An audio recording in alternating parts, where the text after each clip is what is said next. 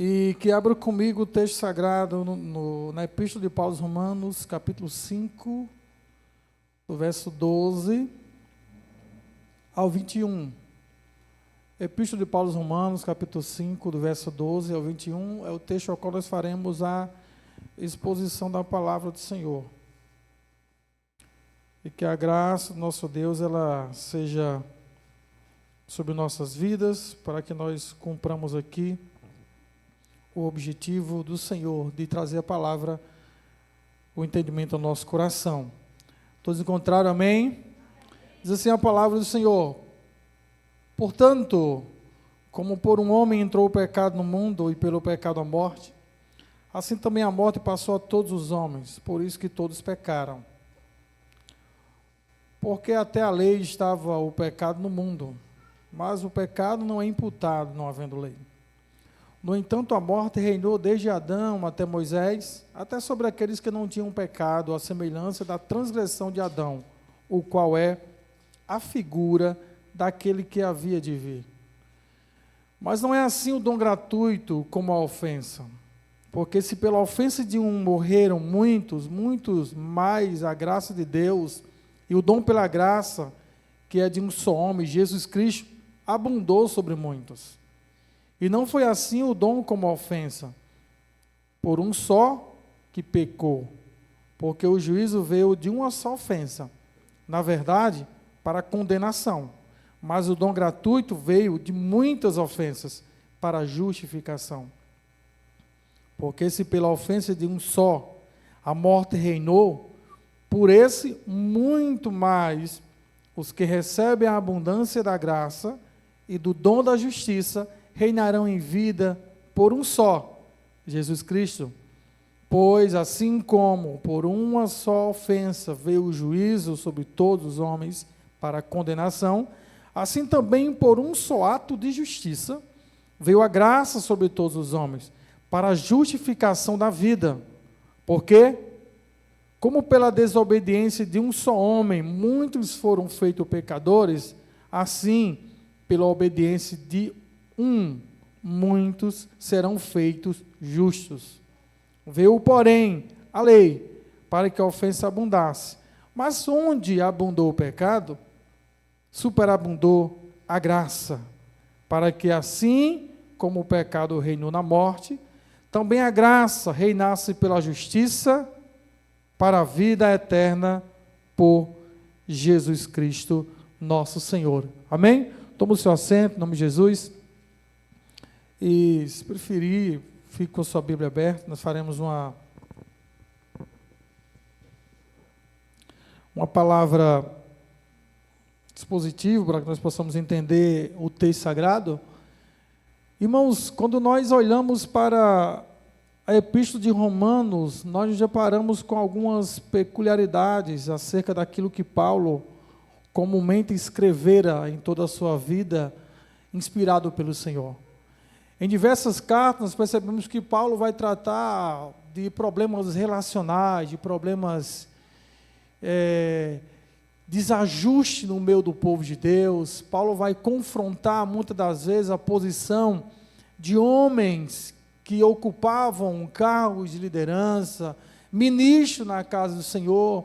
Então, Paulo trata de aspectos disciplinares, Paulo trata de aspectos também morais e éticos acerca do Evangelho. Paulo trata acerca de uma vida cristã piedosa. E é interessante quando nós lemos esse texto, nos remete a uma temática, a um assunto que Paulo trata de maneira bem específica no livro de Romanos como um todo. Paulo traz aqui a centralidade da salvação na pessoa de Jesus Cristo. Paulo apresenta aos homens da época a parte da lei, o plano de salvação que havia já consumado por meio de Cristo, embora muitos não aceitassem, porque também muitos não entendiam. Então Paulo ele se debruça sobre esse assunto, creio eu, não preocupado, porque a preocupação nos tira a paz, mas o cuidado nos remete a agir com ação e amor pelo próximo. Então eu diria que Paulo tinha cuidado pelo povo, ao ponto de se dedicar sobre isso, ensinar e até ser, muitas das vezes, confrontado acerca daquilo que ensinava. Então, Paulo vai trazer essa carta com essa ênfase apologética, defendendo a natureza da salvação como uma fé genuína, absoluta em Cristo Jesus. E essa posição apologética de Paulo, nós vemos em Romanos de maneira bem categórica, ele centra a graça como sendo o alvo principal de Deus para com o homem. É como se a graça fosse enviada de Deus diretamente para cada um de nós em particular, embora o pecado tenha vindo ao mundo por uma só pessoa. É interessante a justiça de Deus, que quando um erra, Deus ele abençoa todos quando há uma reparação. As consequências vêm também de maneira coletiva, mas no nosso contexto secular não é assim. Geralmente quem tem algum privilégio é pessoal, é específico, não se estende a outros, ao menos que ele queira compartilhar aquilo que recebera. Mas em Cristo é totalmente diferente. A graça, ela expande. E Paulo vem trazendo essa mensagem totalmente evangelística, diferente, como disse e reitero, das outras cartas que ele escrevera para igrejas, para ministros e para homens que tinham um chamado pastoral, ainda que jovens, como o caso de Timóteo. Pois bem, lemos Romanos capítulo 5, e eu quero aqui trazer alguns pontos para que nós entendamos a palavra do Senhor, e Gustavo está ali na Bíblia, vai nos ajudar com algumas referências que citarei aqui, para que haja uma coerência com a exposição da palavra, até entendimento, para que nós possamos, de fato, absorver aquilo que Cristo tem para nós. Paulo fala sobre o pecado e sobre a graça. Paulo vai trazer duas realidades, explanando acerca de algo que existe, de algo que existiu e ainda opera, que é o pecado, mas também que algo que surgiu por uma necessidade, que foi a graça. E vejamos, irmãos, o quão trabalhoso é fazer uma reconciliação, fazer uma reaproximação. A palavra diz que, no verso 12, como por um homem entrou o pecado no mundo. Opa, o pecado entrou no mundo. Percebamos que o Senhor, quando Ele cria o homem, nós temos alguns estágios que é interessante observar, e eu fiquei bem atento a essa questão quando o Espírito Santo falou em meu coração, as etapas do homem diante de Deus, as fases de nossa vida diante de Deus. Já parou para pensar que Deus preparou tudo isso para nós? O ciclo normal da biologia, da vida humana na Terra é nascer, crescer, reproduzir e morrer. Acabou. Essa é a missão, biologicamente falando, da nossa vida na Terra. Mas nós não vivemos meramente por essa missão muito efêmera, muito pequena. Porque nós somos criados por um objetivo maior, por um algo maior, e para uma causa maior, para termos um relacionamento com Deus. Então o pecado entra no mundo. O homem foi criado, queridos, à imagem e semelhança de Deus, em estado de perfeita inocência, capaz de ter comunhão com o Criador. Gênesis 1, 26, 27, vai nos trazer a expressão do próprio Criador, trazendo a vida, a existência do homem, a sua própria natureza, de uma maneira perfeita. Ele declara que, de maneira muito afirmativa, diz: façamos. Há um desejo em Deus de criar o homem, e por objetivo muito especial. E quando ele diz: façamos o homem à nossa imagem e semelhança, aqui representa uma dignidade moral de Deus em nós, num aspecto também espiritual, embora o pecado tenha entrado no mundo e tenha passado a todos os homens. Na sua situação, surge a situação. A criação perfeita, o homem viveu em seu primeiro estágio uma vida de perfeição. uma vida de pureza, de inocência. Não havia maldade no coração do homem. Não havia uma mente contaminada com ardis de armadilha, de tramar contra o outro. O homem foi criado em perfeição, como Deus o é. Porque ele diz, façamos o homem a nossa imagem e semelhança, parecido com Deus. É tanto que o Senhor, nesse estágio pleno de perfeição na criação original do homem, o Senhor descia e conversava com o homem todos os dias. Havia um relacionamento íntimo, direto e contínuo do homem com Deus.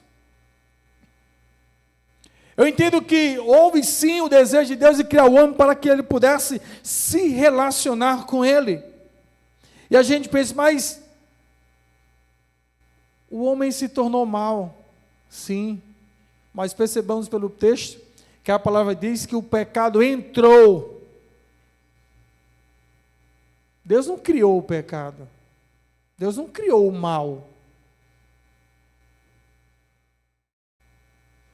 Isso veio de um ato. Isso veio de uma ação. O homem era perfeito.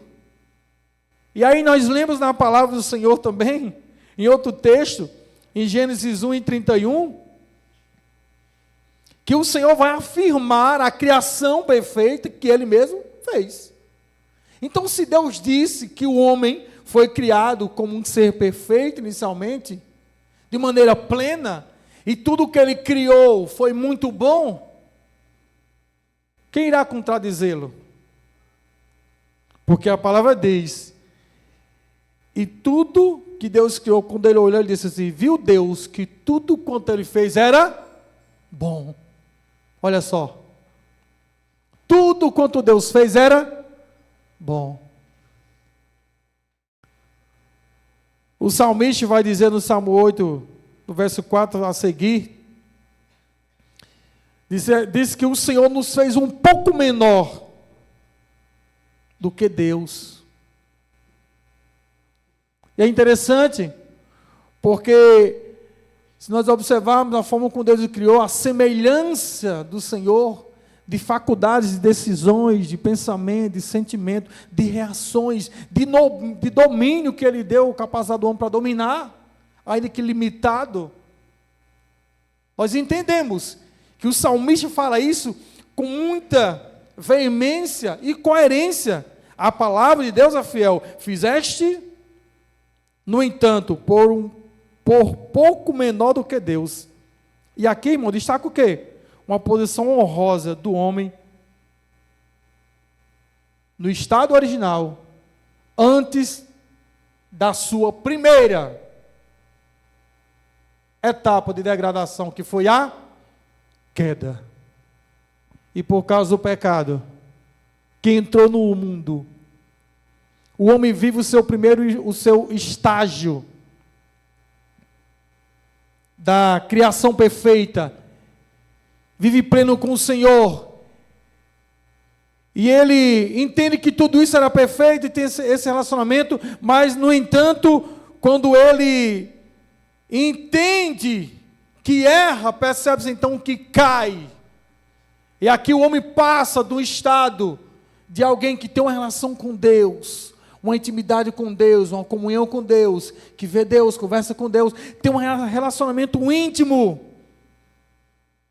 de uma pessoa agora que passa a viver eternamente afastada de Deus, por causa da queda, por causa do pecado, que entrou no mundo por meio da desobediência. Isso corrompeu a natureza humana. Aquilo que Deus criou perfeito, agora o pecado vem e degrada, corrompe, compromete. Aqui está o segundo estágio da vida do homem diante de Deus. Ele perde a sua vida plena com o Senhor. Ele não tem mais essa comunhão. Ele é separado agora de Deus. Porque aquele que era santo e cria um homem perfeito e se relacionava, agora o santo não consegue relacionar-se com aquele que é impuro. Mas não para por aí. Veio a queda do homem.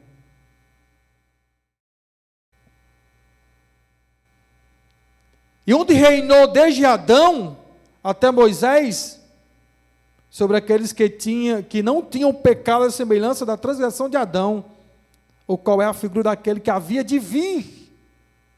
O que Paulo está dizendo, olha, quando o homem cai, entenda, desde Adão até Moisés, há uma revelação de Deus, há um plano de Deus. Mas aqui, vocês precisam entender que a semelhança de quem Deus criou é exatamente como o Filho dele, Jesus Cristo. É a figura daquele que havia de vir.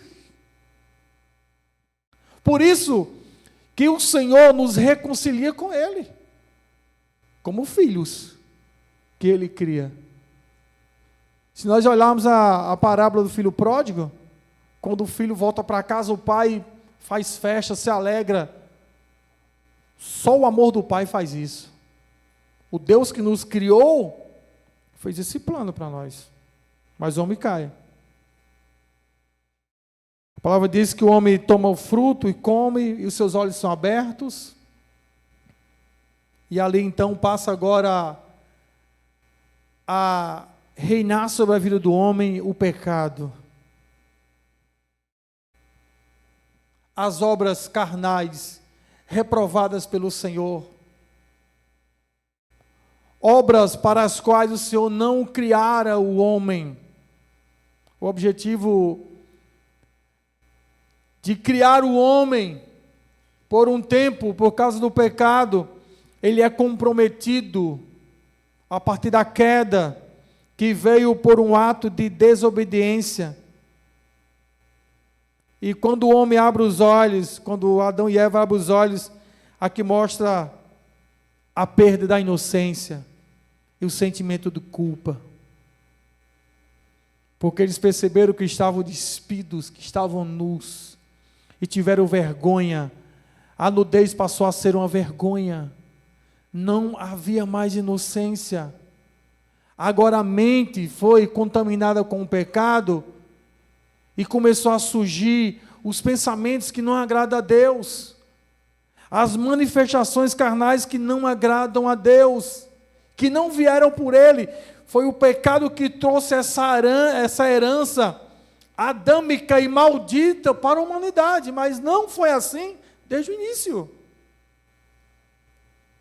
Essa vida, essa relação é comprometida por causa do pecado. E como diz que só por um homem entrou o pecado no mundo.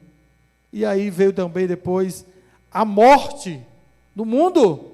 Aqui mostra, irmão, a universalidade da consequência do pecado. Imagine, se eu tiver que decidir algo. O dilema de decidir é meu. Mas se a consequência for atingir várias pessoas, o sofrimento é muito maior. A decisão, a desobediência, a rebelião contra Deus é uma manifestação de do pecador que é escravizado pelo próprio pecado. A rebelião contra Deus é exatamente não se subordinar, não se submeter ao senhorio do nosso Deus e servir as suas próprias vontades. É rebelar-se contra Deus, contra aquele que o criou, por um objetivo bem específico, peculiar e maravilhoso, de forma honrosa, nos fez semelhante a Ele. E que o homem fez? Decide se afastar de Deus. É duro, mas muitas das minhas atitudes, das nossas atitudes, elas são pessoais e muitas delas conscientes que nós estamos se afastando de Deus. E não se entristeça, mas isso muitas das vezes acontece porque a natureza adâmica que está em nós é que nos faz fazer isso. é que nos conduz a essa rebeldia, é a natureza do pecado. E Paulo diz, olha, há uma grande guerra entre a carne e o espírito. E nós devemos lutar para opor-se à natureza carnal de fazer aquilo que agrada ao Senhor, não aquilo que nos afaste e ofenda a Deus. Por isso que a gente vê toda a natureza de pecado, irmão. Porque o homem se afastou de Deus. E quando eu digo decidiu, é porque havia uma regra. Toda decisão que nós tomamos, ela parte de um pressuposto que existe algo antes disso que nos guia, que nos norteia, nos dá uma base. Um ponto inicial para decidir sempre vai ser algo coerente, ético, algo que é certo. E a gente faz o quê? Tem o direito de decidir o certo ou errado. Não é assim? Eu estou passando no sinal amarelo. É certo não, mas eu decido passar. Existe um princípio, eu não posso passar no amarelo. Amarelo é atenção. Então eu quebro o princípio. E o que é que vai vir se der errado? A consequência, irmão.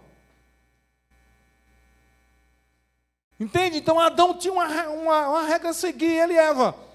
Como de tudo que está no jardim. Menos da árvore que está no meio do jardim. Dessa não comereis. Porque no dia que vocês comerem, certamente morrereis. Quebrou a regra.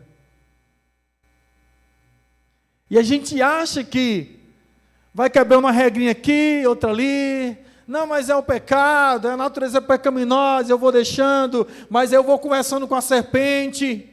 E a serpente vai me driblando, vai me dando oportunidade, eu vou conversando. O maior erro que nós cometemos de pecar, ele não acontece quando pecamos, é quando iniciamos o diálogo com o pecado. Antes de pecar, todo mundo conversa com o pecado. É assim desde o início. Foi assim com Adão e Eva. Faço ou não faço? É mentira. É não, coma. Irmãos, eu quero imaginar. Eu imagino que quando Adão e Eva comeram aquela fruta, eles não comeram até o final, porque nem precisou. Diz, quando comeu, a nossa mente está completamente, nossa vida está completamente ligada ao nosso Criador. E a consciência de que quebramos a regra, ela virá na manifestação, na evidência das consequências. Quando perceberam que estavam nus, aí se esconderam. O que o homem faz quando está... O homem que vive no pecado, escravizado, ele foge de Deus. Às vezes chora sozinho, encontra um amigo, mas ele foge, ele não quer, ele se sente constrangido, isso é escravidão. Adão e Eva se esconderam do Senhor. E Deus o que fez? Esperou eles virem? Pedir perdão? Não, irmãos. O amor de Deus é diferente do amor que eu posso ter por alguém. Que quando esse alguém me ofende, eu espero ele, se quiser, vir me pedir perdão. Não. Deus foi lá, procurou Adão e Eva.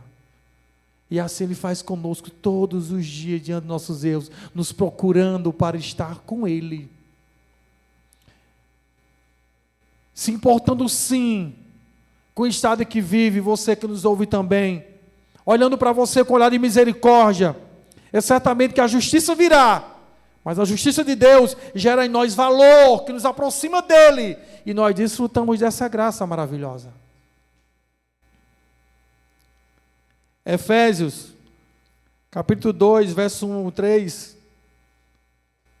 vai revelar o estado em que o homem se encontra após ele cair. O homem sem Deus, biblicamente, eu posso até dizer teologicamente, ele só vive nessa terra, mas ele está morto. Para Deus ele está morto. Antes todos também vivíamos como eles, satisfazendo os desejos da nossa natureza pecaminosa, realizando as vontades e os pensamentos dela, como os outros éramos, por natureza, merecedores da ira. Deus não foi acolher. E aí, irmão, isso revela que quando o homem peca, quando Adão peca, e todos nós pecamos juntamente com ele, nós morremos. O verso 1 a seguir, coloca no verso 1, por favor, irmão. 2 e 1. Verso 1. Olha o que é que diz o verso 1, irmão. Vocês estavam mortos nas suas transgressões e nos seus pecados. Por que Paulo fala isso?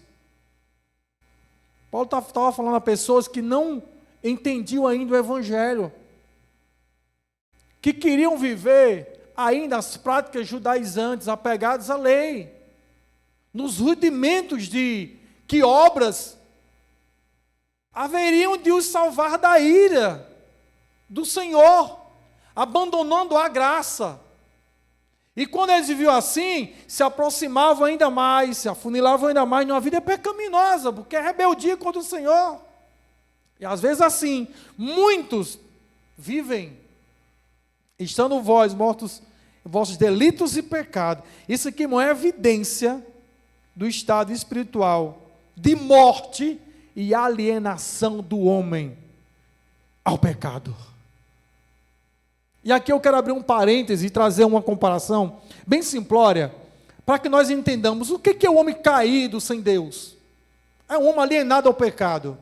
O que é um homem alienado ao pecado? É o homem que tem a sua vida como garantia para o diabo. É isso. A palavra diz que o salário do pecado é a morte, mas o dom gratuito de Deus é a vida. Salário é recompensa. Aí o homem escraviza a sua vida, vive na prostituição, na mentira, no engano, trabalha para o diabo e ainda dá a sua vida como pagamento para o diabo. O salário é a morte. Que lógica doida. Irmão, que alienação é não ter a sua vida como própria sua vida. O homem sem Deus é isso. Alienado. Por causa da ofensa. Se nós entendemos, bem simples. Vamos lá, um carro.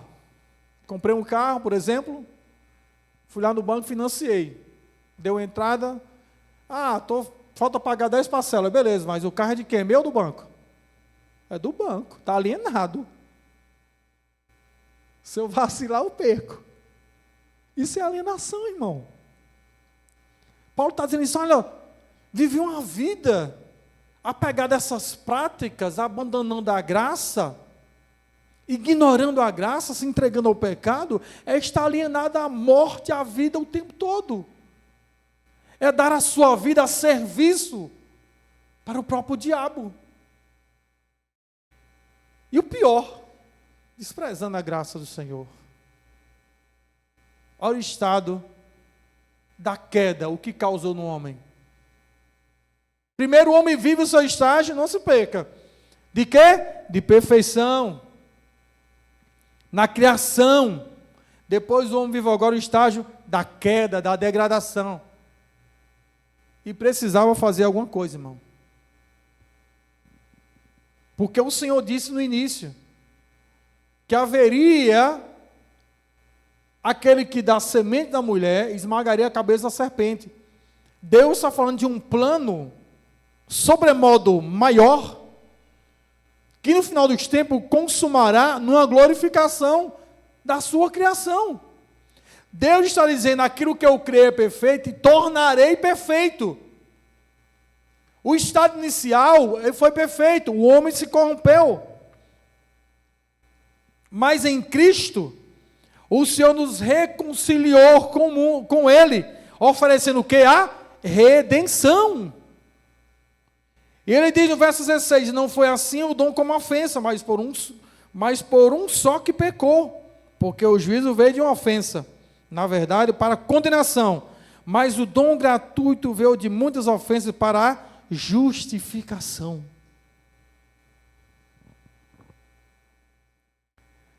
E se nós pararmos para pensar na terminologia de reconciliação, reconciliar, só é possível reconciliar algo que está separado, que está destoado, que não está em harmonia, e dependendo da situação, dá trabalho, irmão. Dá trabalho. Imagine, um plano para reconciliar toda a humanidade que agora está caída, morta em seus pecados, um plano para reconciliar a criação do próprio Deus a si mesmo. Haveria algo que tinha que ser feito, um sacrifício maior, até porque, já abro um parêntese, que tudo que vale a pena tem que custar algo para nós, tudo que vale a pena precisa custar algo. A gente não pode entregar qualquer coisa ao Senhor, não, eu vou entregar ao Senhor aquilo que vale a pena, aquele que sobra para mim não vale nada para Deus, isso também não significa, eu vou dar resto ao Senhor? Ele deu algo para mim que valia muito, o próprio Criador, Jesus, que estava no início com Ele, quando eles façamos, era Ele, o Pai, o Filho e o Espírito juntos ali, em harmonia, em consenso, arquitetando todo esse plano. Pois bem, se nós pararmos para pensar, reconciliar dois amigos brigados é coisa difícil, tem que alguém entrar lá, intermediar, fazer paz, não é assim, irmão? Reconciliar dois irmãos é coisa difícil, alguém tem que intermediar, alguém mais maduro, alguém mais sensato, equilibrado, tem que ir lá, cara, perdoa, é sangue, é assim mesmo, família é isso, família tem esses problemas, e dá trabalho reconciliar, irmão. A gente fica nesse meio de campo, promovendo a paz, reconciliação, e num casal então, meu Deus, muitos casais não estão mais hoje juntos por causa de coisa boba, não se reconciliaram. Reconciliação é de Deus, irmão. Reconciliação é coisa de Deus. A ofensa não é de Deus. A reconciliação sim é de Deus. Eu preciso sim estar apto a me reconciliar com meu irmão. Todas as vezes que eu perceber que eu cometi algum erro, ou então ele cometeu comigo, eu preciso ter um coração domável. Reconciliação é de Deus. Ei, para de ficar fazendo cara feia, irmão. Perdendo sua bênção. Ficando atribulado por causa de coisinha boba. E aí fica às vezes irritadinho, se reconcilia. Pega essa visão, irmão, em nome de Jesus. Se o Senhor reconciliou a nós, para Deus, que é um plano muito maior, é porque Ele quer que nós vivamos em união, em comunhão, em unidade, em santidade, no amor fraternal. Paulo fala de uma visão espiritual totalmente transcendente à nossa mente, é no céu, mas nós conseguimos sim viver a plenitude do Evangelho aqui na terra como comunidade cristã. Reconciliação é coisa de Deus. O homem cai, e agora precisa ter um plano. A reconciliação vem de uma necessidade. E diz a palavra que o Senhor estabeleceu esse plano, mas como Ele fez isso? Coríntios 5, 2 Coríntios capítulo 5, verso 18 a 19, vai dizer que Cristo, Ele estava nos reconciliando consigo no mundo, ligando-nos de volta a Deus. Aí eu falo assim, tem muita gente que não pediu. Foi cantado aqui, a irmã Maressa falou algo, eu não tenho dúvida, foi o Espírito Santo que colocou na boca dela para que ela verbalizasse isso, que não é sobre nós, sim, não é sobre nós, é sobre Ele. É de fato sobre Ele. Porque um rebelado contra um Senhor, o Senhor quando pega quer oprimir, quer aplicar uma justiça, um castigo, mas o Senhor Jesus não. Tudo que Ele fez por Jesus Cristo, em Jesus Cristo, foi para nos reconciliar com Ele. Embora, muitas das vezes, vivamos embaixo de rebeldia, desobediência com o Senhor. Ele nos reconciliou. Tudo isso provém de Deus, que nos reconciliou consigo mesmo por meio de Cristo e nos deu o ministério da reconciliação. Deu o que, irmãos? Ministério da reconciliação. Nos deu.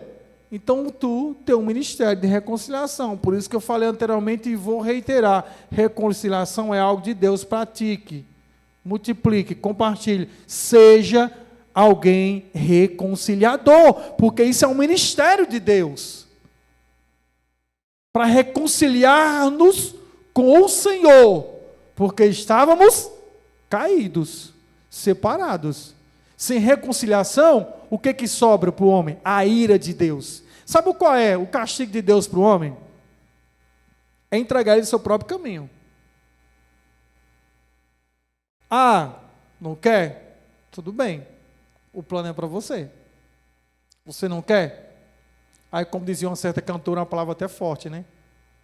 Você não quer ir para o céu, a meu convite. Ter uma vida de graça, uma vida feliz, na minha presença. Vai ter luta? Vai, mas eu estou contigo para ajudar a vencer todas as lutas. Não, não quero. Ah, por quê? Porque existe renúncia, né? Tudo bem. Aí tu quer ir para o inferno com suas próprias pernas? Quer caminhar para o inferno com as próprias pernas? Porque é isso que um homem separado de Deus faz. Isso é evangelho. É o que Paulo estava dizendo, olha, sem Cristo, sem apegar-se à graça, sem aceitar a reconciliação, nós não iremos desfrutar do reino celestial. Paulo está dizendo, atentem, não é sobre as coisas terrenas, não é sobre o que eu faço para alcançar, mas é sobre receber o que Ele já fez, para que eu possa alcançar. Olha que bênção. É sobre o que Deus já fez por nós, que nós precisamos se apegar para alcançar essa vida. É uma reconciliação. Então, a reconciliação, ela parte do Senhor. Irmão, reconciliação é uma iniciativa divina. A ação de separar-se de Deus foi do homem, mas a ação de reconciliar o homem com Deus foi de Deus. Outra vez, não é sobre nós, é sobre Ele. Aí você fala assim, eu não sou merecedor. Pronto, irmão. Se você se acha indigno e não merecedor, é exatamente isso que o Senhor quer que você entenda. É para exatamente as pessoas que não merecem, mas que reconhecem que são pobres, miseráveis e nus, que essa graça é oferecida. E você é convidado a se reconciliar com Ele. Nós somos convidados a ver essa vida de reconciliação. Porque a iniciativa dEle.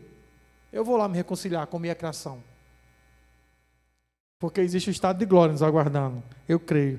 Então, a palavra diz em Romanos 3:23 que todos pecaram e foram destituídos da glória de Deus. Todos pecaram, todos. E agora carecem de quê? Do perdão do Senhor. E Jesus Cristo é esse perdão. E quando Ele fala sobre essa justificação como fundamento de uma restauração completa, Ele fala de uma obra singular, perfeita, absolutamente perfeita, ao qual os judeus se apegavam na época, a lei, que não cumpria esse requisito de perfeição. E exatamente isso que o Senhor traz para nós. Essa justificação fundamentada em Cristo, nos restaurando, porque Cristo é a perfeição, o sacrifício perfeito, nos justifica diante do Senhor, pois todos pecaram e estão destituídos da glória de Deus. E foi lido. E se confessar nossos pecados, Ele é fiel e justo para perdoar nossos pecados e nos purificar de toda injustiça. Aqui o homem vive o seu terceiro estágio, com Deus, o estágio da reconciliação. Amém, glória a Deus. O primeiro estágio de plenitude, muito bom, perfeito, maravilha. O homem se corrompe, cai, vive o segundo estágio, que é uma vida separada de Deus. E tem consequências, mas o Senhor vem e nos reconcilia por meio de Jesus Cristo. Como diz Colossenses, 1:13, que o Senhor nos tirou do império das trevas para o seu reino de luz, para o reino do Filho de seu amor. Irmão, isso é uma transição.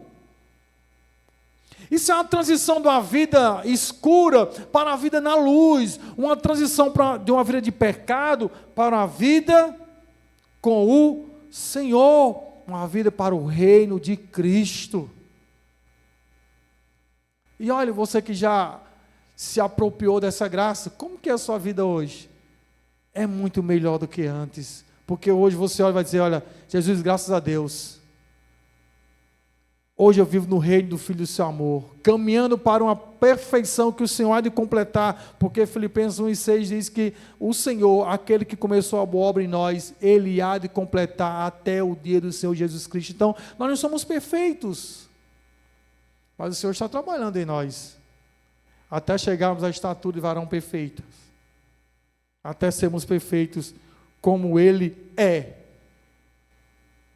Não para por aí o projeto de Deus para o homem. Verso 18, pois assim como por uma só ofensa veio o juízo sobre todos os homens, para a condenação, assim também por um só ato de justiça veio a graça sobre todos os homens, para a justificação da vida.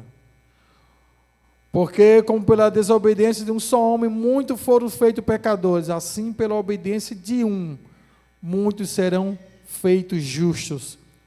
Veio, porém, a lei, para que a ofensa abundasse, mas onde o pecado abundou, superabundou a graça, para que assim como o pecado reinou na morte, também a graça reinasse pela justiça, para a vida eterna. Para a vida, Paulo fala de uma vida plena, eterna, irmãos. Paulo alerta os irmãos de Roma para uma vida muito mais sublime.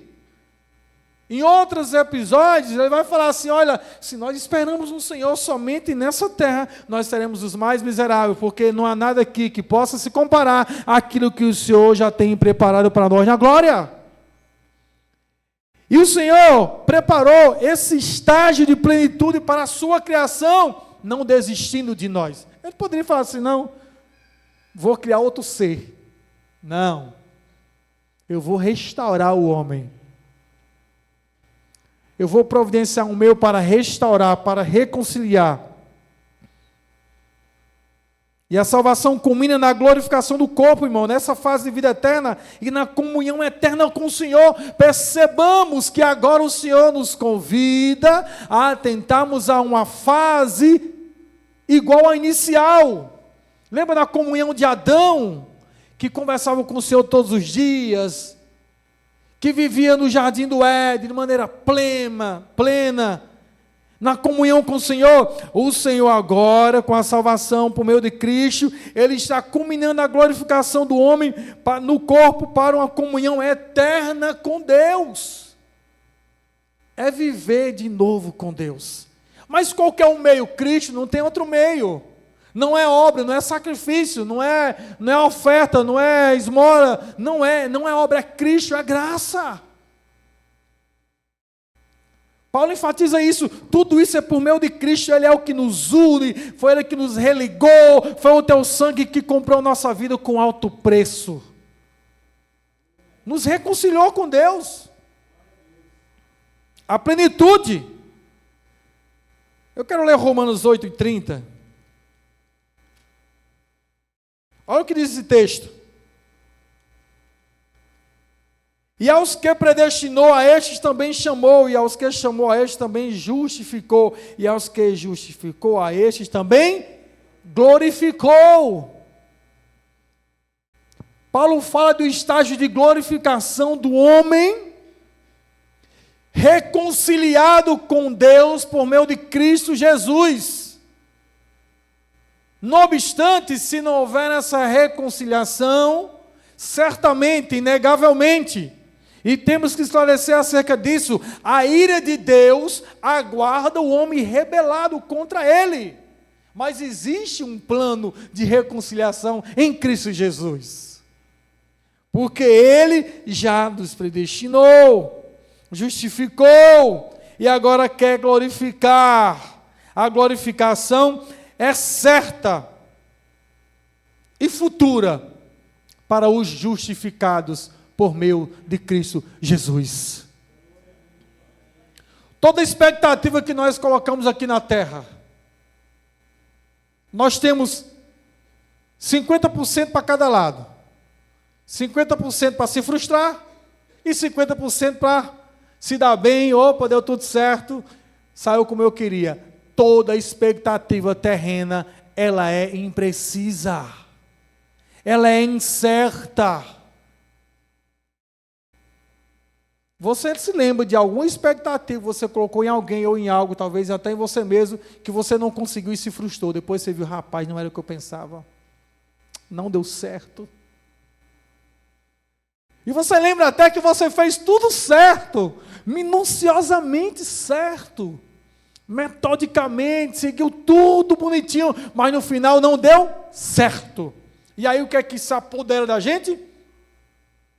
Frustração, decepção. E toda expectativa nos remete a algo futuro. O presente só se vive. A expectativa é algo futuro. Paulo fala de algo futuro, mas uma expectativa que nos dá garantia. Porque ele disse, ele garantiu pela palavra, o Senhor garantiu, que a glorificação é certa. Para quem? Para o justificado. Mas somente no futuro.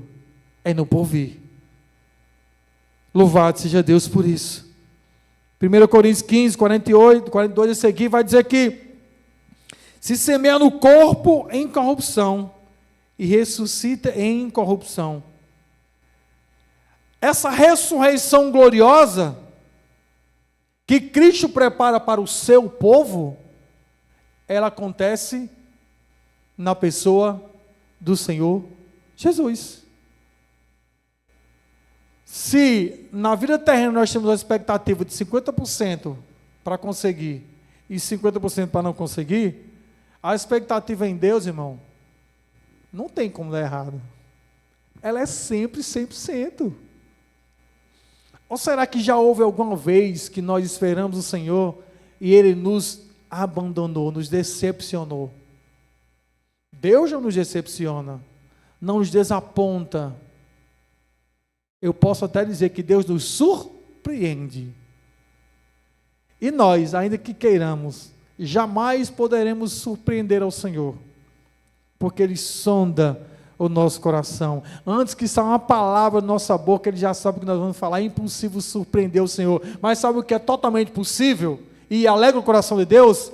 É a gente agradá-lo, servi-lo, honrá-lo. Isso é totalmente possível.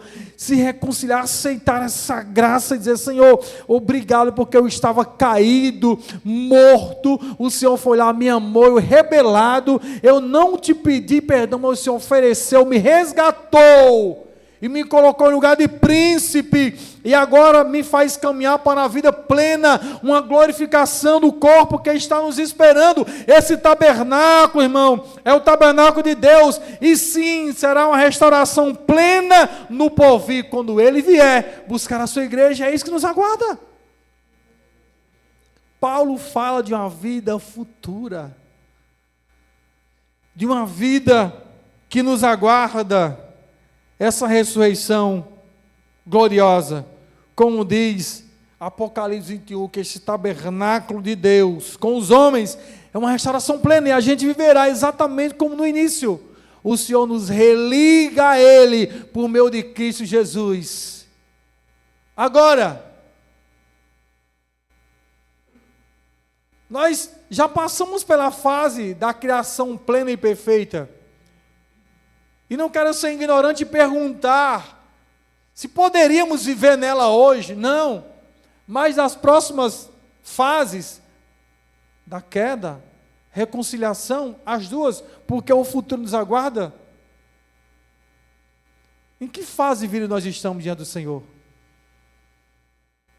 Em que fase de vida diante de Deus eu estou? Porque a plenitude da criação eu já perdi. Só me resta agora duas: o estado de caído, e reconciliado, caminhando para a vida plena que nos aguarda no futuro.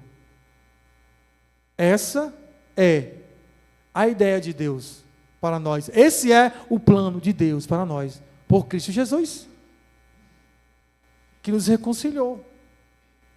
Portanto, nos resta agora nos apropriarmos dessa graça, nos posicionarmos, tomarmos consciência que, embora pecadores, nós temos o advogado à direita de Deus, que advoga nossas causas, e não há mais nada que possa nos condenar, porque já fomos reconciliados em Cristo Jesus. Romanos 8 vai dizer, portanto, agora nenhuma condenação há para os que estão em Cristo Jesus, que não andam segundo a carne, mas segundo o Espírito.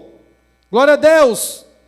Então não há mais nenhuma condenação, irmão. Se já fomos reconciliados, o inimigo não terá o direito de vir diante de nós e falar do nosso passado, porque o Senhor, Ele já perdoou nossos pecados, nos reconciliou, Ele não nos vê como caído, Ele nos vê como alguém de pé, em estágio de manifestação de glória dEle e preparação para a vida plena no futuro, a qual o Senhor preparou para nós.